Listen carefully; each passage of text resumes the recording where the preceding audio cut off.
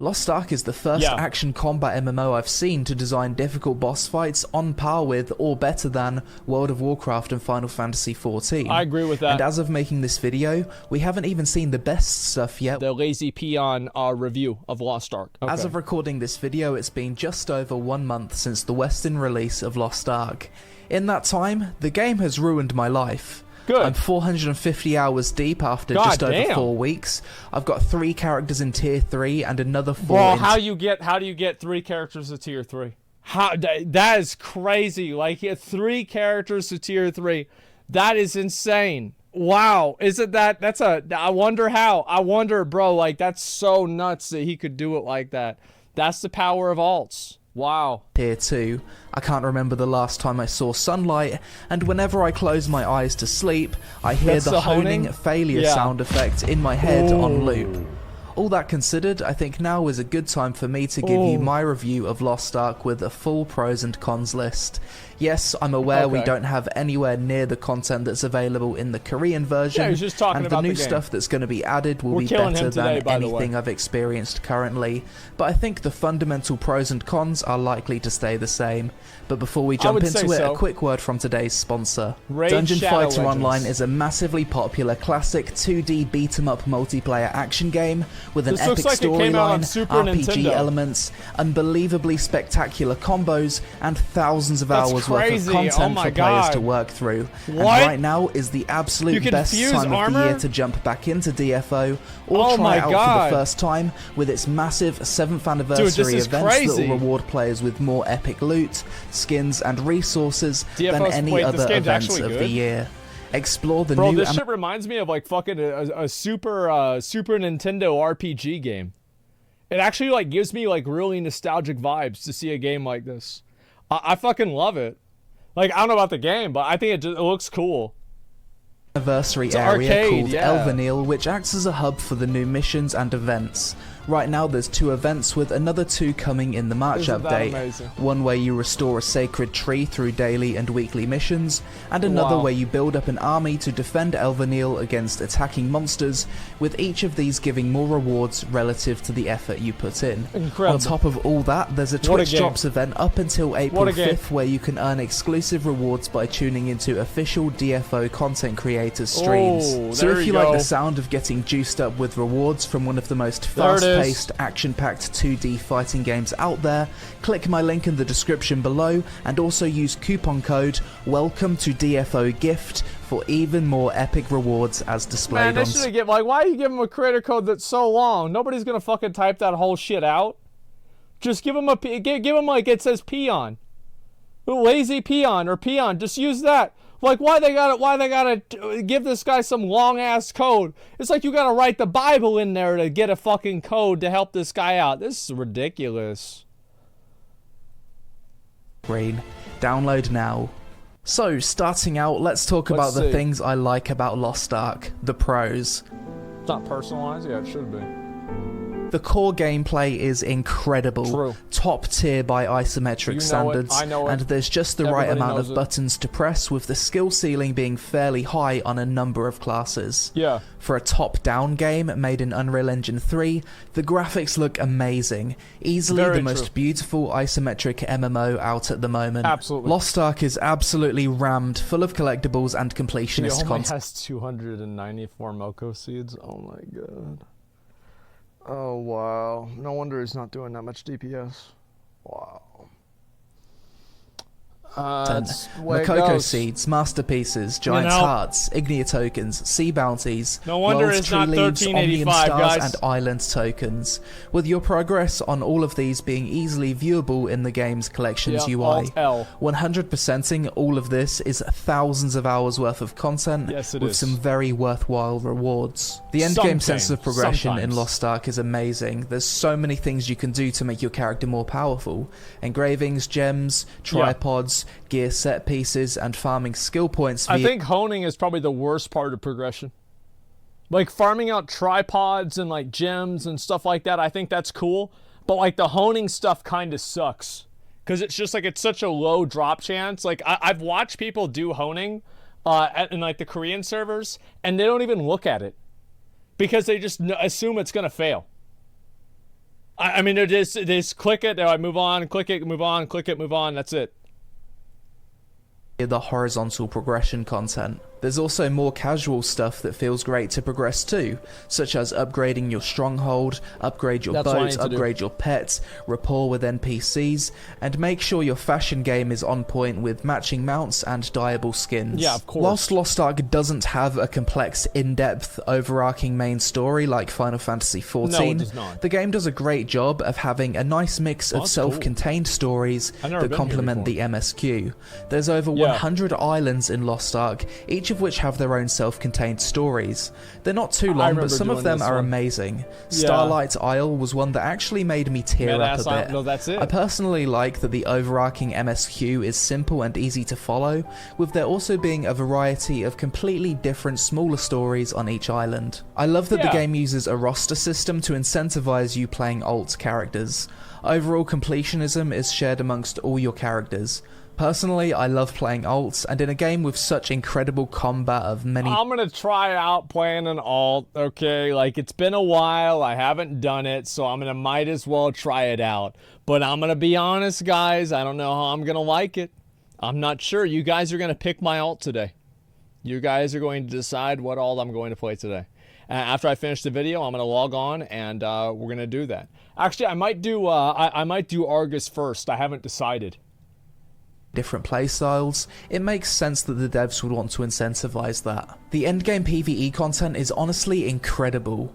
Lost Ark is the first action combat MMO I've seen to design difficult boss fights on par with or better than World of Warcraft and Final Fantasy XIV. I agree with that. And as of making this video, we haven't even seen the best stuff yet, which are the Legion Commander raids, exactly. That's which the one should be people coming really out like over the next few months. Lost Ark's PvP content is also super fun.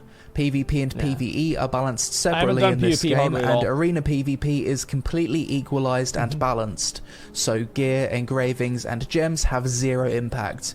You can also jump into this content from level 30 onwards, and be put on the same level playing field as a max level, with the ability to save and switch between custom skill builds of your choosing.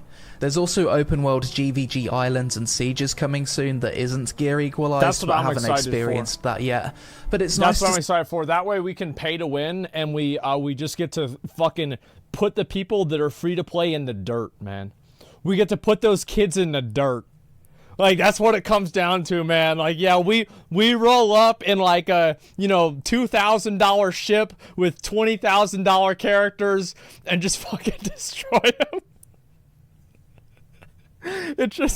It's so, like, absolutely fucking shameless and stupid. I love it.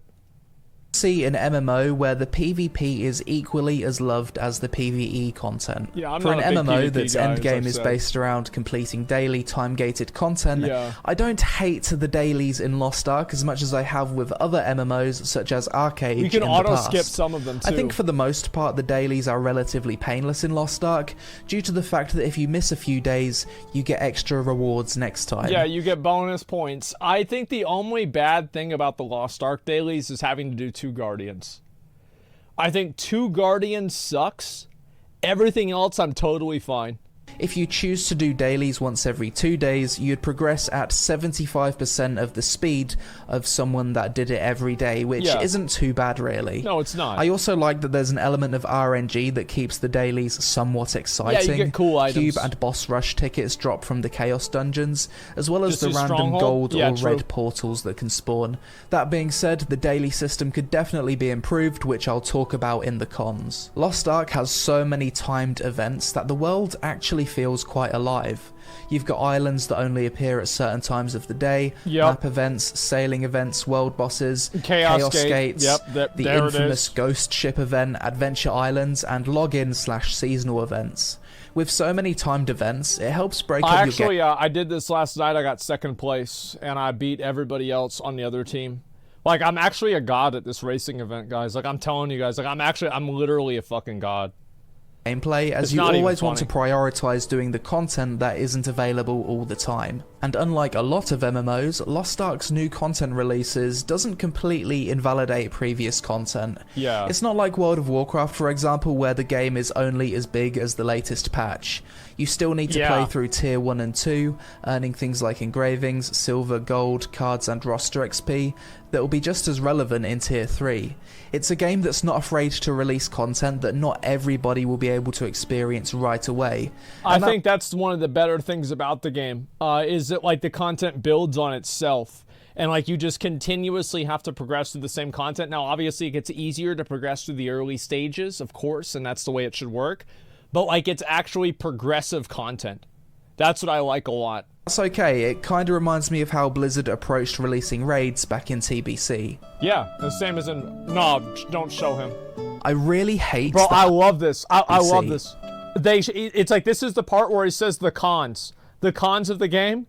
And it just has a big picture of Verdas right there. Like, I want you guys to keep in mind, I beat Velganos in less attempts than I beat Verdas. The Tier 1 and Tier 2 Guardians, in my opinion, are unironically harder than the Tier 3 ones. You became better? No, Verdas is a bullshit boss. That's why they nerfed him like 3 different ways. It's a bullshit boss. I really hate the honing screen UI in Lost Ark. I don't mind it. Usually RNG upgrade Korean MMOs have... Yeah, I think it's totally fine. A very satisfying upgrade screen where you can skip animation, and there's a nice build-up of anticipation before your success or fail is revealed. Yeah, it doesn't bother me. These UIs are usually responsive, and there's a satisfying ding when you hit your upgrade. Lost Ark's honing UI is nothing like that. It's a mess, requires too many clicks, isn't responsive, and there's no way to skip animation when upgrading your alt's gear with a 100% chance of success. It's the clunkiest part of the UI that needs to be completely reworked. As a Korean MMO... It doesn't bother me at all. Yeah, that actually does not bother me one bit. Lost Ark has gender-locked classes. I do think they will release opposite gender counterparts in the future after seeing the success of the Western version of the game, but it'll probably take a while. I just want me a male sorcerer man. Lost Ark is a pay-to-win game. You can buy crystals, then convert those crystals to gold, which you can then use to buy honing materials. A player that spends money is always going to progress faster than a free-to-play player if they put in the same amount of time and have similar game knowledge. True. Now, in other regions, the pay-to-win wasn't much of an issue, because the game was designed so that free players can keep up with the release of the latest content. However, in the Western Amazon-published version of the game, they're releasing content at such a rapid pace that free-to-play players have zero hope of experiencing new item level gated raid content on release day, which wasn't the case in other regions. Amazon Game Studios have essentially made Lost Ark feel more pay-to-win in our version by adopting a whale-bait pay-to-win model, which will result in the top 0.01% of players experiencing new content first. Then a few weeks later they'll buff honing rates and make it easier for other players to get past the item level gate. I feel like this is the way I see it, right? Is like, yeah, this happened. Like, it definitely fucking happened. However, like, I'm not going to immediately condemn the game until it happens again. The way I look at it is like 2 points make a line, 1 point doesn't. So if you have, like, if this happens once, it's like, okay, you know, it happens once, right? But like if it happens again, then I'll have more of an opinion about it. Amazon admitted it was a mistake. Yeah, they said it was a mistake. That's all there is to it. So we'll see where things go from here. This, as you can imagine, hasn't been very popular and goes against the core reason of why Lost Ark was such a loved game in Korea, in that it was the first MMORPG to be truly free-to-play friendly, and through time and effort a free player could keep up with the latest content. Now, whilst the game is pay-to-win, that doesn't mean it's not a fun game or worth playing. Lost Ark is still free to enjoy, and to be honest, the vast majority of MMOs nowadays have some form of pay-to-win in them if you dig deep enough. Everyone has different levels of tolerance when it comes to pay-to-win, and for me personally, it's not... in a way, Mr. Pandaria was pay-to-win, right? In like a weird way, because they never banned people for botting or buying gold. Like, nobody ever got banned for it, so like you could effectively do it and nothing would happen. So it's not like it was not legitimately pay to win, but it was like it's not allowed, but nobody cares. And so like that's kind of what happened. How do you know? There's I know a guy that knows a guy that talked to his friend's brother, and that guy he said that that's kind of how the way it used to be. Yeah, that's the way it used to be. His uncle worked at Blizzard. In Lost Ark that it would dissuade me from playing. Additionally, once our version is eventually caught up to the Korean version of the game, free-to-play players are likely to have a much easier time keeping up with the latest content. Personally, something I don't enjoy so much... It's not just free-to-play players. Look at that. Cons doing 2x of the same Guardian per day is tedious. Isn't that crazy? That everybody sees the same thing. Isn't that's such a smart thing to say? Isn't that such a incredibly smart thing to do? I think that this is what it is, right? Is all these maybe everybody's just watching me and they just take what I say and they put it on the video. Maybe that's what it is. They're like, how many truths did he get for this one? Oh, like 15? Holy shit. Okay, yeah, I'm gonna put this in a video. Is doing Guardian raids and Chaos Dungeons twice per day per character. When I first started playing the game, I loved this content, but it's a daily, and like every daily, you'll get bored of it very quickly after a month or two. See, like, the way I do it, because I do the Guardians every day, is that I will do one Guardian, and my challenge is how fast can I beat the Guardian? And I always do it in a group. And so, like, I try to do as much damage as possible and beat the Guardian as fast as I can. It's just like you use Stronghold, clear one Guardian a day. Oh, I know that. But I feel like whenever you use your Stronghold, you don't get as good of loot. You get better loot whenever you do it yourself. The first run of each Chaos Dungeon and Guardian raid per day, I actually enjoy. I love kicking the shit out of Guardians on each character once per day. But then to instantly re-queue and do the same Guardian again for max rewards becomes a bit tedious. Now, I know you don't have to do this every day. You do. I know there's a rest bonus that means you can get 75% of the rewards for doing this every other day. That's true. But I just think this would be so much more fun and leave a lot more time to enjoy the horizontal progression if the devs just doubled the loot from Chaos and Guardian raids and you only had to clear it once per day. Once you get to I think doing 2 Chaos Dungeons is fine. Doing 2 Guardian raids is not. Like, yeah. You start to realize that Guardian raids aren't really endgame. They're dailies.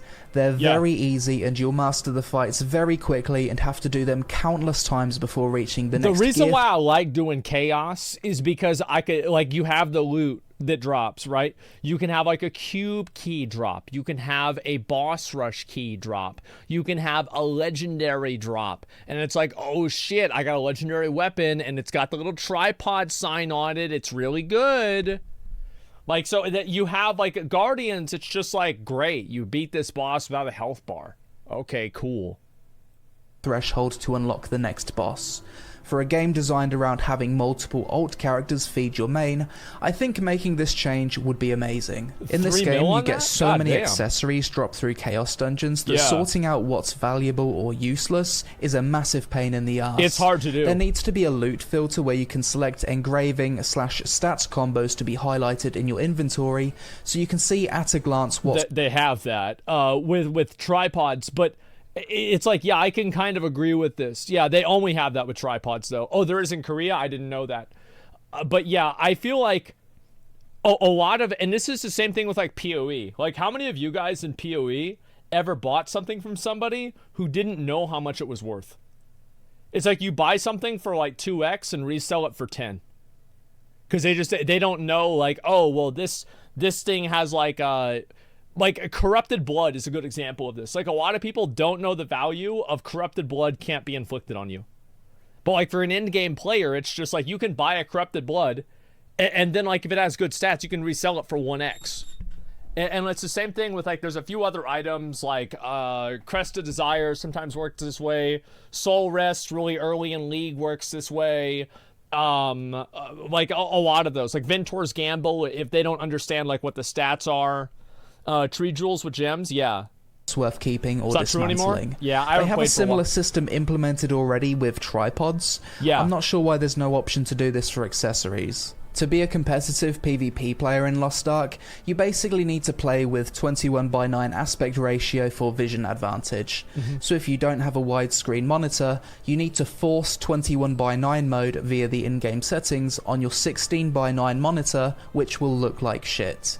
The game does look amazing if you have a 21:9 monitor though. As far as MMO auction houses go, there's a few small things that annoy me about the one in Lost Ark. Not a fan. The first thing being that you need something called Peons to buy other players' auction listings. I feel like this is because of bots and like reselling. I think you need too many Peons.